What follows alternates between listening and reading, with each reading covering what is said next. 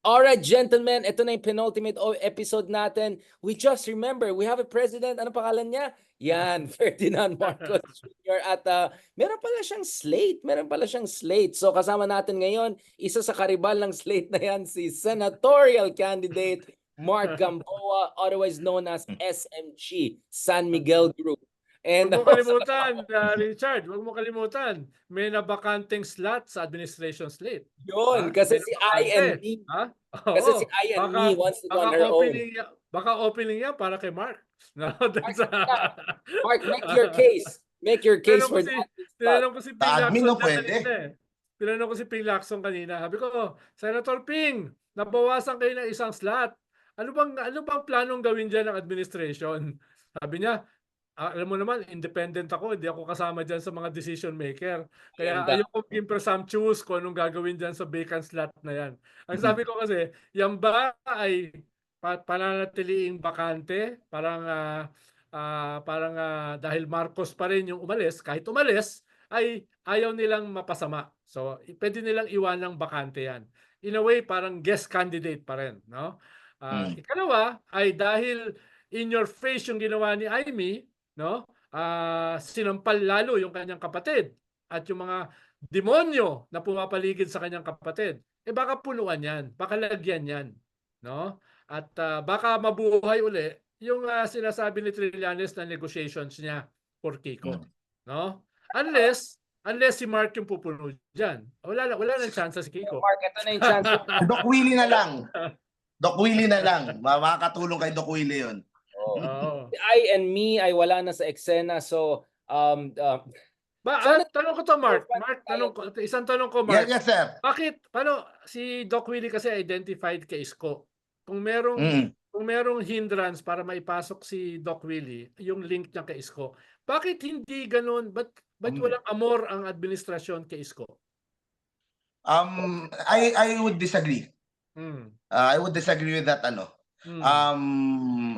hanggang doon lang yung kaya ko sabihin. pero I would disagree na walang Thank you very much for that question. Hindi magiging hindrance. Thank you. Thank you.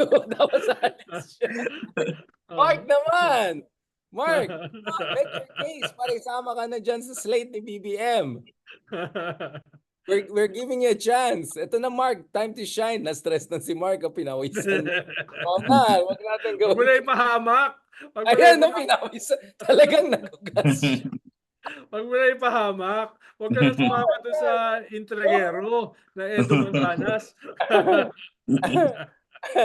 Sige, ganito, Mark. Kasi, Mark, context lang nung unang lumabas yung pangalan ni Isko sa Senate slate ng admin, yung mga nakausap ko, at ito hindi mga hindi mga house show, ito ay mga kasama doon sa decision makers. Ang sabi na ang kanilang reaction, hindi team player. Hindi ko alam kung ano ibig sabihin ng hindi team player, no? Yun yung no? That was nung pinag-uusapan pa kung pwede si Isko sa Senate slate. Tapos syempre ngayon, medyo kalaban niya yung lakas sa NUCD sa Manila, nakadagdag din. Ito na, Mark. I'll give you a chance to shine. Okay, ganito na lang. Sabi ni Lacuna, betrayed daw siya kay Isko. Bakit hindi sa tingin mo? Obviously, sinabi ko bakit hindi. Alam ko yung side mo. Bakit hindi betrayed si Lacuna? Si Honey Lacuna. Kasi sinabi niya, di ba, very openly, na betrayed daw siya ni Isko. I think she used those terms publicly na just... It's a he said, she said. Kumbaga, hindi naman natin malalaman talaga kung ano yung exact words, kung paano sinabi sa kanila, kung paano After naman niyang matalo, nag-retire naman talaga tong si Isko. Umalis lang siya out of retirement. Yun. Ang punto naman niya, yung hiling ng mga Manileño, yung lumalapit sa kanya, and nakikita din naman doon sa mga early surveys, na siya yung gusto talaga ng mga taga Manila to serve sa city. Diba? Pero, ayun, mahirap na mahirap ng ang sinasabi naman din syempre na kung hindi naman magiging mayor si Honey Lacuna kung hindi dahil kay Yorme. If he didn't pave the way for Mayora Honey to during the last election, hindi din siya magiging mayor. So may mga ganung back and forth. Pero ang bottom line dito yung hindi naman pwedeng yung will of the people dahil lang sa pinagsamahan, dahil lang sa utang na loob, 'di ba? So at the end of the day, let the people choose kung sino yung gusto nilang mag-lead sa Manila. Sir Ronald, is this Mark? Okay, wag natin pahirapan si Senator Mark. Meron pa siya sariling campaign. Ronald, okay, let's be fair. If the argument is let the people decide at the end of the day, was there a way to do this properly?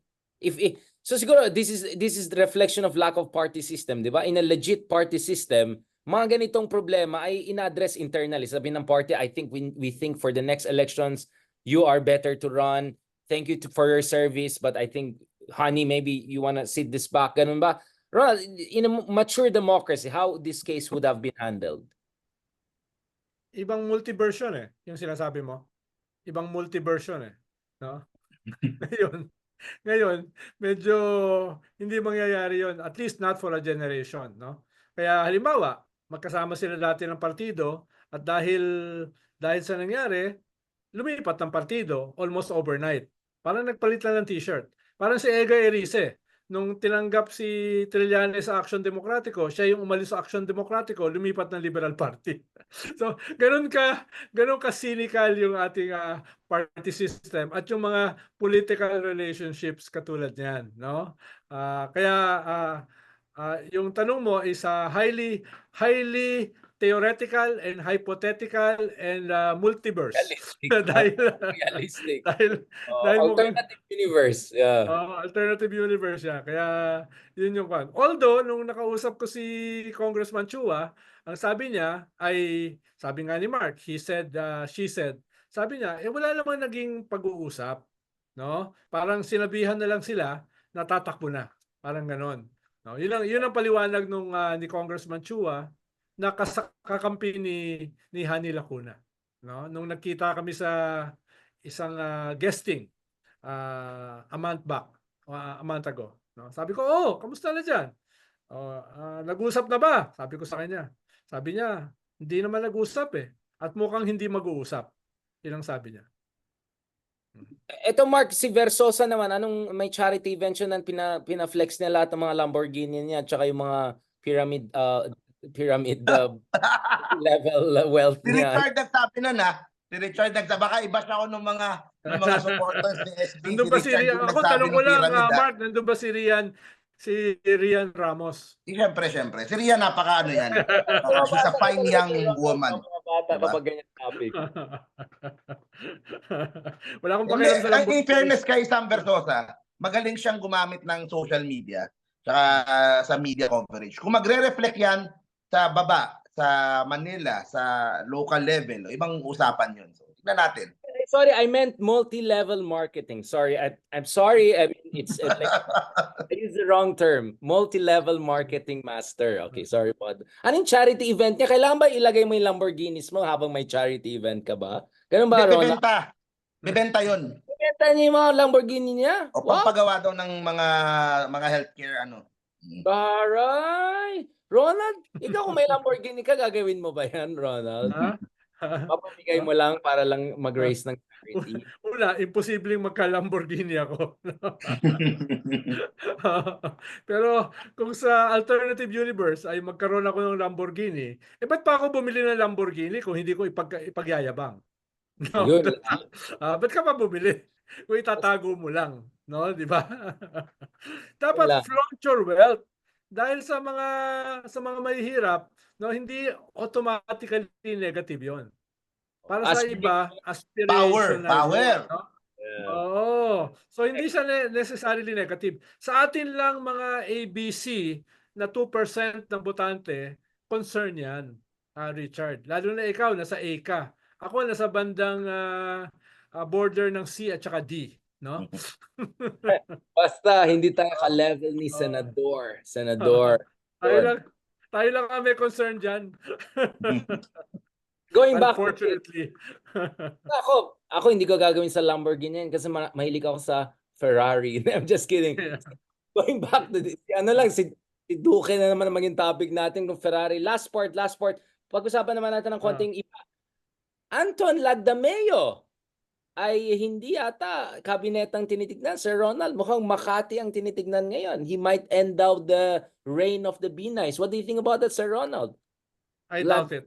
I doubt it. Mukhang cabinet ang kanyang. Mukhang nasa shortlist siya doon sa isa. Yung magandang cabinet na mawala. Oo. Dahil may siya, basta ba kilala ko si Anton. Hindi naman siya ganun ka-sharp, pero hindi rin naman siya ganun kabobo, no? Grabe ka naman. Hard enough to see the lechon. Like, oh, malapit na Oo, tayo. kaya baka mas safe siya dun sa isang kwan dahil dalawa lang sila sa shortlist. Wow, dalawa na lang. Okay, i-Echosera mo na lang yung isa. May kwento din ako, Richard, about sa Taguig. Dito ba o next episode na lang? Ano, no? Ito na yan, final Taguig. episode natin kasi kailangan na umalis si Sir Ronald. Oo. Oh. Sige, meron akong update. Kasi mukhang ano mukhang there's a chance na hindi lang there's a chance mukhang matutuloy pa rin talaga yung laban ng Cayetano versus Cayetano. Sa Taguig in a different form. Kasi a few days ago, nagsabi si Lino, si former Mayor Lino Cayetano, na he won't be running for mayor. Tas kahapon ata, nagsalita din siya ulit that he will be running for congressman and will be supporting itong si Mayora Lani. Yon, with the hopes na he is trying to amend bridges doon sa kay Kuya Alan niya. Kasi it seems na yung Kuya Alan niya yung is the one na calling the shots and all na ganun. Pero ang nakakagulat, 'di ba? Instead na i-endorso nitong grupo nila Alan at nila Mayora Lani, itong si Lino, mukhang kumbaga yung kalaban niya, yung tao nila doon, yun ang ilalaban kay Lino, bubuhusan nila at talagang they would go all out doon sa tao nila na ilalaban dito kay Lino. Instead of patrasin na lang yung tao nila and let Lino have the Congress seat, walang gulo. Kumbaga, lahat sa Taguig. Kasi si Lino pinaatras na yan Noong 2022, he was supposed to have second term as mayor. Kinausap siya na pinaatras na lang, hindi din run. When he wanted to go back as mayor, baka after ng first term ni Lani, pwede siyang bumalik. Sinabihan yata siya ni Alan, hindi, 3 term si Lani. Ngayong ito na, gusto na niya to serve as a congressman, instead of endorsing him at suportahan para bati-bati na lahat. Wala na problema yung mga Cayetano, bati-bati na lahat. They want to kick Lino out of Taguig politics. So kung ganun din naman, what's the point of magbati-bati? So baka mag-mayor pa rin si Lino. So merong ganong situation na ganun din naman, aawayin nyo na din naman ako, sisiraan nyo na din ako, bubuhusan nyo na ako ng resources para matalo ako. So bakit pa congressman tatakbuhin ko? Mag-mayor na lang ako. So either way, mukhang lalaki at lalaki pa itong issue ng Cayetano versus Cayetano sa Taguig. Kung nag-extend na ng kamay si Lino para win-win solution, yung kanyang papalitan na congressman pwede namang party list or ibang So kaso yun nga, mukhang maglalaban talaga. It's Lino and Kuya Alan, yung Kuya Alan niya, Senator Alan. So yun ang sa Taguig. So umiinit. It's an ongoing situation now. Mark, we discussed this 4 months ago, 'di ba, Ronald? Etong mag-away kapatid, 'di ba? So we saw this coming. So what we saw coming for politics. May 3 factors na nagpa-atras kay Lino, no? Una ay yung mga surveys. Mukhang mababa siya sa ratings for mayor, no?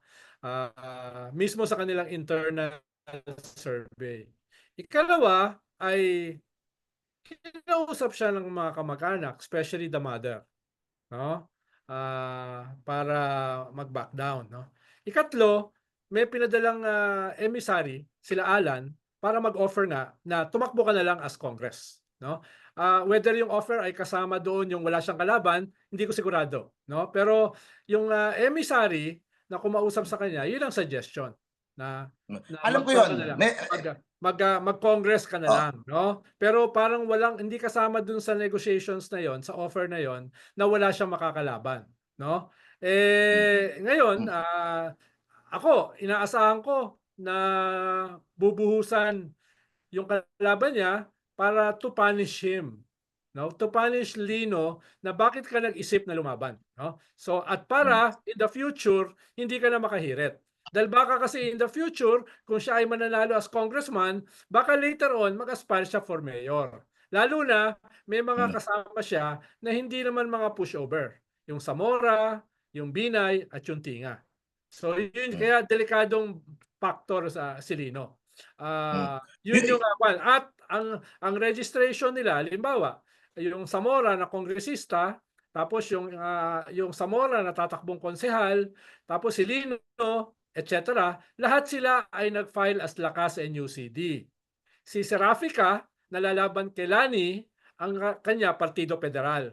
Tapos si Lani, tsaka yung slate niya, nasyonalista. So walang alyansa ng Bagong Pilipinas sa Taguig. No, yung ruling coalition ano ko lang, Sir magkakaroon. Ronald, yung meron akong ano dun sa story na yun eh. Yung emisaryo na sinabihan si Lino na tumakbo ka na lang congressman. Tumakbo ka na lang congressman, pero doon sa distrito ni Pami Zamora. Ay, Okay, so hindi, yun yung alam, na very close kay Lino, at yun na nga yung dahilan kung bakit nagkaroon ng gap palalo eh, kasi inaaway ng mga kayatan nila Lani itong si Pam. So close si Lino kay Pami. Ang hindi nila nakita kaagad na itong si Lino pala ay nakarehistro na doon sa kabilang distrito. So hindi nila siguro. Medyo duda ako ron na Mark. Dahil yung emissary, alam niya na 100% hindi lalabanan ni Lino si Zamora, no? 100%. At yung emisaryo ay malapit din sa mga Zamora.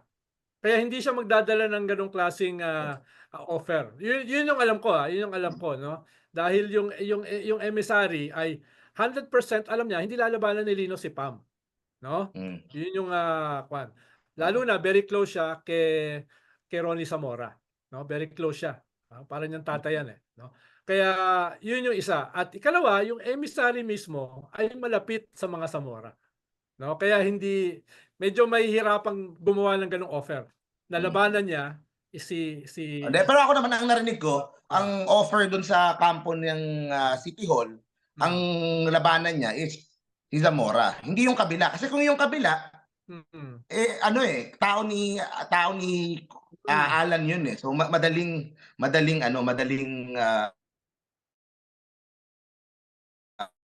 ilipat or ibang patakbuhin. Pero anyway, yun na nga. So mainit pa rin yung laban.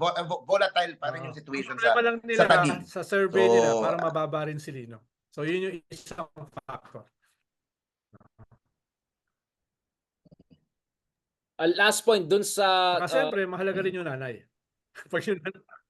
last lang, quickly let's talk about Senator Trillanes. Pero maraming mga areas na ganyan halimbawa Mark at saka Richard, halimbawa sa Basilan, yung kaibigan natin si Mujib, ang kalaban niya ay yung anak ng kanyang kapatid, no?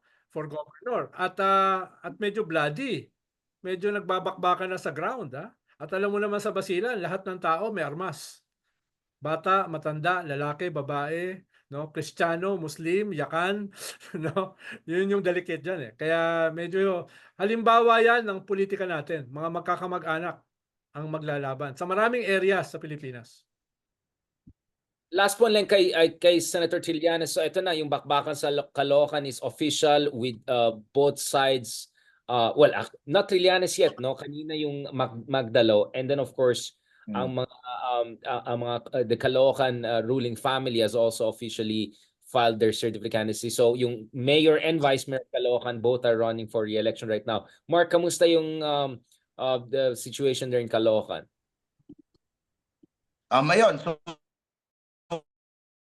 inintay na lang ang pagpa-file ng candidacy ni Mayor former Senator Sonny Trillanes at yung kanyang running mate si former Councilor PJ Malonzo.